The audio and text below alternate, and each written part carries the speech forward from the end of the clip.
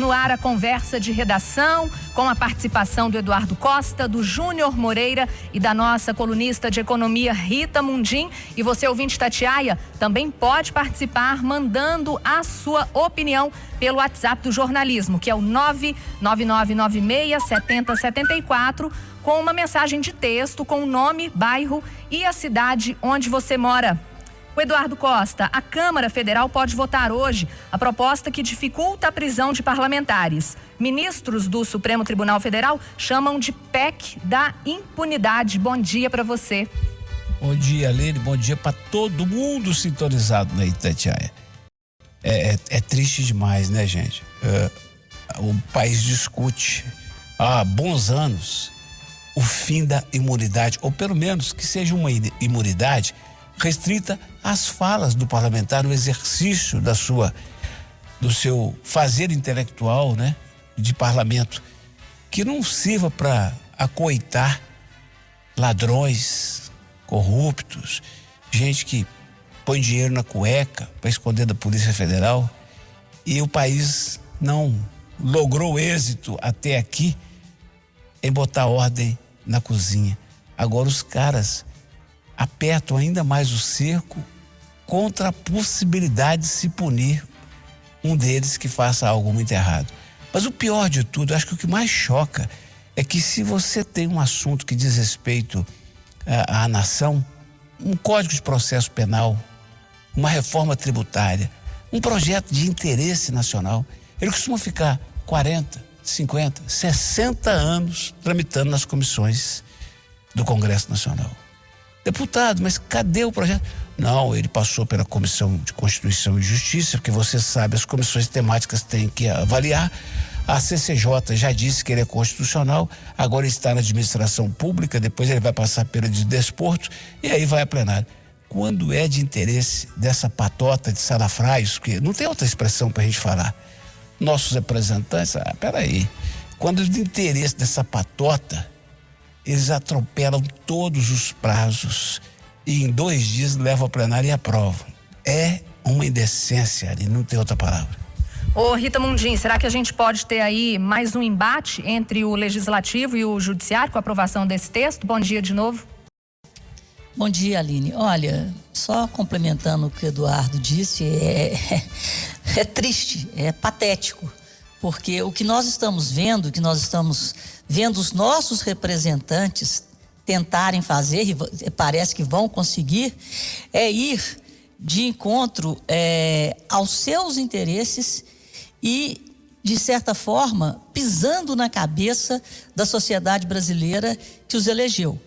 Porque, resumindo essa prosa, como diria o Eduardo Costa, o que eu estou assistindo, sob a minha ótica, é o incentivo à bandidagem na busca de um cargo parlamentar. Então, é incentivar o emparelhamento do Estado por bandidos. Ô Júnior Moreira, e nessa PEC, o deputado ou senador preso em flagrante, ele já vai direto para o Congresso, né? Pois é, Aline, bom dia para todo mundo. Não tem muito o que acrescentar, né? Eu não gosto quando conversa de redação, todo mundo concorda, não, né? É bom quando tem um embate, as ideias diferentes, mas não tem muito o que acrescentar no que o Eduardo e a Rita falaram, né? Isso acontece quando você tem um Congresso que 1/3 dos deputados tem problemas na justiça, né?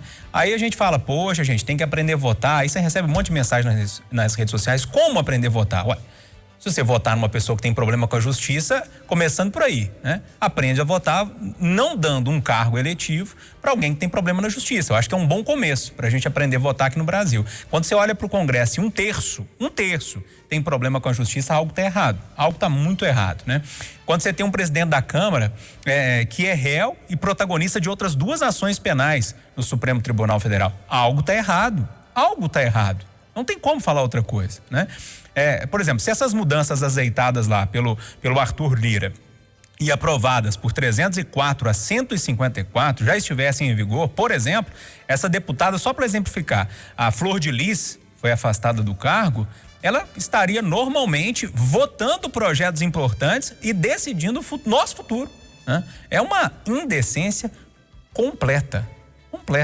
É uma cusparada na cara do eleitor brasileiro. E tomara, as eleições estão vindo aí, tomara que nós demitamos, que nós colocamos, que nós podemos colocar na rua na próxima eleição essas pessoas que têm problemas com a justiça. Não dá para imaginar um Arthur Lira, o próprio Aécio Neves, para dar um exemplo nosso aqui, cheio de problemas na justiça também, ganham, continuam votando e decidindo o nosso futuro. Ô, Eduardo. Oi. Aline, deixa eu falar uma coisinha. Você sabe o que é pior do que o Arthur Lira? O quê? Do que o Daniel Silveira, do que a Flor de Lis? Essa gente que às vezes nos escandaliza é a postura dos 53 deputados mineiros. Quase sempre dos 3 senadores mineiros. O pau tá quebrando. Ou tem coisa boa, ou tem coisa ruim, eles estão sempre em silêncio. Só arrumando verba para levar para um tanto de município para eleger a si, ou ao filho, ou ao neto, ou ao genro. Eu fico pensando, gente, se essas pessoas não percebem que elas não podem ir a uma festa, que elas não podem ir a um encontro na escola dos filhos, por quê? Porque ninguém diz claramente, mas está todo mundo cochichando, olha lá o deputado ladrão. É uma coisa horrorosa isso, gente. O Júnior Moreira quer acrescentar uma coisinha. Não, é exatamente nesse sentido mesmo, é indecente. Ô, Eduardo, a Justiça de Minas decide hoje se criança adotada ficará com família biológica. Que situação, hein, Eduardo? Olha aqui, eu conheço um pouco dessa história. Eu quero me dirigir ao pai da criança, pai biológico.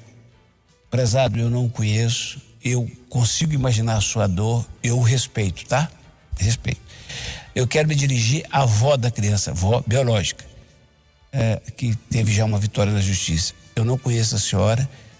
O dia que a senhora quiser falar na Rádio Itatiaia, eu, em nome da direção de jornalismo, abro espaço para a senhora, respeito toda a sua aflição. Agora, Aline, eu estou em oração, eu estou pedindo a Deus que conceda à família adotiva a guarda da Vivi. Por um motivo muito simples, Aline. Todos os especialistas, pediatras, psicólogos, pedagogos, mães, todas as pessoas que eu conheço falam que uma criança forma o eixo da sua personalidade, dos seus valores de 0 a 6 anos. Essa menininha está há 6 anos com uma família que a ama muito e que está brigando de unhas e dentes para poder mantê-la. Tirar essa menininha é uma covardia. Eu já me decepcionei muito com a nossa justiça, todo dia, toda hora, mas eu estou pondo fé que Deus vai guiar o coração desses desembargadores e que eles vão pensar no que é mais importante na história e que está previsto em lei, na religião, em todos os códigos de sociabilidade, no maior e melhor interesse da criança. Você concorda com o Eduardo, Rita? Concordo, sim, e gostaria de acrescentar algumas coisas. Eu acho que a gente vê, né, de uma forma até muito corriqueira hoje em dia, separações, né? Então eu acho que o ideal, a gente tem que pensar na criança. Então pai e mãe são aqueles que criam. Então essa menina foi criada por esses pais adotivos. Mas a gente tem que respeitar o amor e a dor da família biológica. Então, voltando ao exemplo das separações, a gente não vê guarda compartilhada. O que mais importa para essa menina é afeto e amor.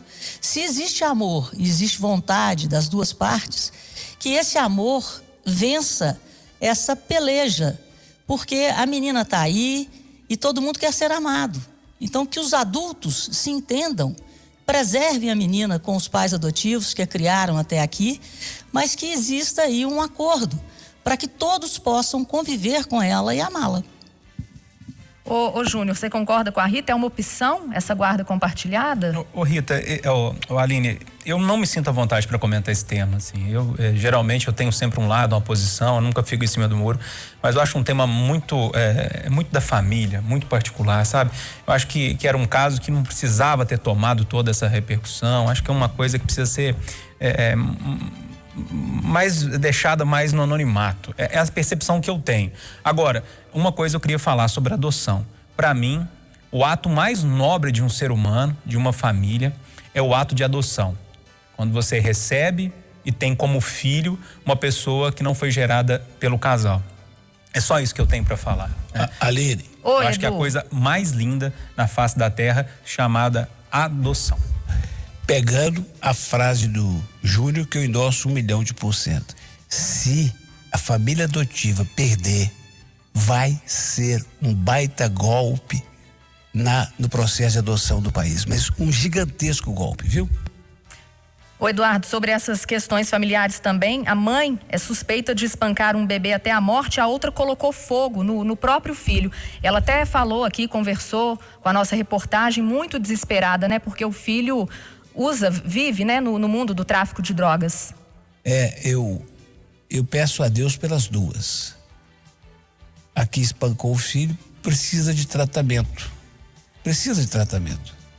Agora, os meus princípios espirituais me consolam, porque eu sei que esse bebê já está chegando a um plano muito melhor do que onde estava, com um futuro muito melhor que teria.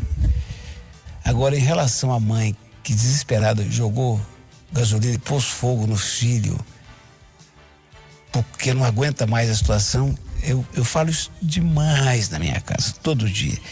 E eu sempre que posso falo no rádio. Se o senhor, se a senhora tem um filhinho de 4, 5 anos, abrace, brinque, faça carinho, chegue junto, proteja e curta e prepare para que lá pelos 10, 11, quando chegar a hora dele ser assediado por esse mundo horroroso das drogas, ele tenha estrutura para reagir.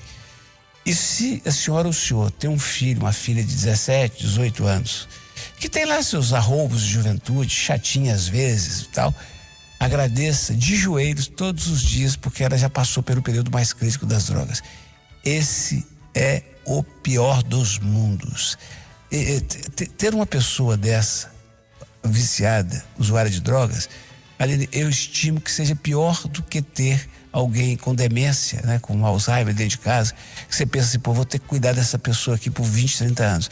Pelo menos a pessoa fica numa vida passiva. Agora, ser mãe de um menino de 18 anos, Deus do céu, que põe a mão sobre o coração, a alma dessa mãe. Deus do céu, não dá para pensar, Aline. Ô Rita, a droga, né, mais uma vez destruindo aí as famílias. São duas situações, né? São duas mães em situações completamente distintas. Uma, que a mãe necessita de cuidados médicos, psiquiátricos. Você espancar um bebê é um negócio assim, quase que inadmissível, dada a fragilidade da criança e a falta de conhecimento e de capacidade de defesa. Então essa mãe, não sei nem se pode ser chamada de mãe, porque ela não tem a menor condição de dar afeto ou de cuidar. No outro caso, é o desespero de quem quer cuidar e está sofrendo as mazelas da sociedade. Então, é o desespero de uma mãe que está refém de um filho adolescente que está refém do tráfico e das drogas. Então, são duas situações totalmente distintas e aí, no caso, quem precisa de cuidado e que muitas vezes a sociedade não consegue ajudar é o filho. Então, foi uma atitude aí de desespero da mãe, e o Eduardo já falou o restante que eu teria para falar. São as mazelas da sociedade, das duas pontas, né? A falta total de afeto, a falta total de apreço à vida humana e o desespero de quem vê um filho ir por um caminho totalmente, quase que sem volta, numa sociedade que não consegue abraçar essas causas sociais por total falta de infraestrutura social, de dinheiro, de aparelhamento, inclusive, de hospitais, de clínicas, e é por aí. Júnior Moreira. Aline, olha como é que a nossa juventude está doente, né? Primeiro, um rapaz de 18 anos que dá tanto trabalho para a mãe, e a gente nota na voz dela no desespero. A mãe teve uma atitude impensada, cometeu um crime, é bom dizer, né? Não dá para absolvê-la, é um crime tentar matar uma pessoa viva, mesmo com tudo que ela possa ter feito, né? É abominável, ainda mais uma mãe, mas é um rapaz de 18 anos. E no caso dessa outra mãe que é acusada, né, de espancar a criança, o bebê até a morte, é outra jovem de 19 anos. Né? Os dois casos envolvem jovens no momento que deveriam está pensando no futuro, estudando para um vestibular, ou fazendo um curso técnico, ou trabalhando e passam momentos tão complicados assim, sabe?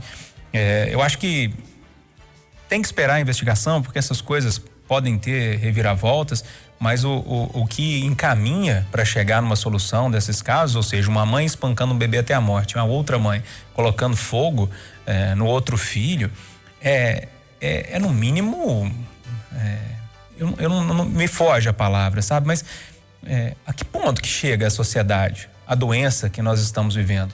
É uma doença meio que coletiva, principalmente na nossa juventude. Eu não sei, Aline, eu não sei onde o nosso mundo vai parar, onde a nossa sociedade vai parar com casos desse tipo. Eu sempre falo isso aqui, mas é importante repetir, a cada dia que passa, a pauta policial, né, quando o Renato Rios Neto traz isso lá no café, traz aqui no jornal, o Oswaldo Diniz, a Amanda Antunes, toda a equipe que cobre essa pauta policial, cada dia que passa eu me surpreendo mais. E graças a Deus, e peço isso muito a Deus, para que eu não perca a capacidade de estranhar esse tipo de caso, né? Porque são tantos que estão se tornando comuns. Esse é o grande perigo da nossa sociedade. O Eduardo, o Ministério Público pede o fim da Fundação Renova, né? Criada para reparar os impactos lá da tragédia de Mariana. Ela deve fechar mesmo, acabar? Por isso é que eu disse que aquele bebê morto pelos pais a pancadas está no mundo muito melhor a partir de agora. Por isso que eu não tenho medo da morte, né? Eu não tenho medo da morte. Já criei minhas meninas e não tenho medo da morte, sabe por quê? Se não houver nada do lado de lá, eu vou ter paz eterna. Se houver, não pode ser pior do que esse mundo. Duas grandes multinacionais, empresas que fazem seus acionistas ficarem mais ricos do que já são, criam uma fundação que você imagina que é para resolver os problemas das vítimas, dos flagelados daquele desastre inacreditável. E a gente descobre, esse tempo depois, que a Fundação Renova cuidava de renovar o saldo bancário dos seus funcionários, não construiu uma casa, não resolveu nada. Isso eu estou falando que o Ministério Público escreveu. Eu estou aqui com a cópia da petição do Ministério Público. O Ministério Público é que está dizendo que a Renova só tinha duas reais intenções: limpar a barra da Vale e da BH Billiton e encher a conta bancária dos seus, digamos, diretores e funcionários. Para o mundo que eu quero descer. Rita Mundim concorda com esse pedido aí do Ministério Público, do fim da Fundação Renova? Como diz o Eduardo, né? O Ministério Público fez lá suas investigações, está escrito aí. Agora eu acho que ela deveria ser cobrada para entregar aquilo que ela foi criada para. E realmente, infelizmente, em se tratando da recuperação de Mariana, a gente é testemunha, né? Somos testemunhas desde a tragédia. O que foi feito perto de zero. E a dor das famílias, a construção de uma nova vila, uma nova cidade, onde todo mundo pudesse se reencontrar e retomar suas vidas como elas eram, não como, né, mas de uma forma similar ao que eles tinham antes da tragédia. Isso aí, nada disso foi feito. Então, realmente, eu acho que cabe ao Ministério Público, né, se ele entender, extingui-la, mas cobrar de quem é devido, né? No caso a Vale e a BHP Billiton, que são as acionistas da Samarco, que as coisas sejam entregues e que andem. Júnior. Aline, em mês de novembro, agora eu não estou certo se foi o Alan ou se foi o Loli, um dos dois trouxeram pra gente aqui na Rádio Itatiaia, ou até os dois, uma série de reportagens sobre os 5 anos, né? Da tragédia de Mariana, tragédia da Vale em Mariana, né? A tragédia da Samarco, da BHP Billiton em Mariana. E eu falava aqui no Conversa de Redação, praticamente no fim dessa série de reportagens, eu lembro como fosse hoje numa sexta-feira, praticamente tudo isso que o Ministério Público disse, né? A Renova foi criada e o que ela criada para resolver os problemas da população atingida, né? Para resolver o mínimo, ou seja, dar casas, reconstruir o local que foi destruído pelas empresas. E o que ela fazia era proteger o nome da Vale, da Samarco, da BHP Billiton. Sempre foi isso, né? Eu dizia ainda que o meu sonho era morar nas propagandas da Renova. Você entra no site da Renova, você acha que Mariana está toda reconstruída, que os municípios, os distritos estão todos reconstruídos, né? Que bom que o Ministério... Demorou um pouco, né, Ministério Público? Mas que bom, né? Antes tarde do que mais tarde. E agora, com esse pedido aí, tomara que a justiça intervenha de forma mais séria, mais incisiva no que está acontecendo lá em Mariana. A gente já tem 5 anos, estamos caminhando para quase 6 anos, né? Desse problema envolvendo toda a questão lá nos distritos de Bento Rodrigues e nos outros distritos atingidos, e a gente não tem uma casa, gente. As pessoas não foram colocadas de novo no lugar que elas moravam. Elas foram retiradas criminosamente por causa de uma lama e por causa de ingerência de um crime provocado pelas empresas. Até hoje, a pessoa não tem casa. Gente, é de se indignar. É de se indignar. E que bom que o Ministério Público se indignou dessa vez. Vamos embora, Júnior? Bora. O sinal eletrônico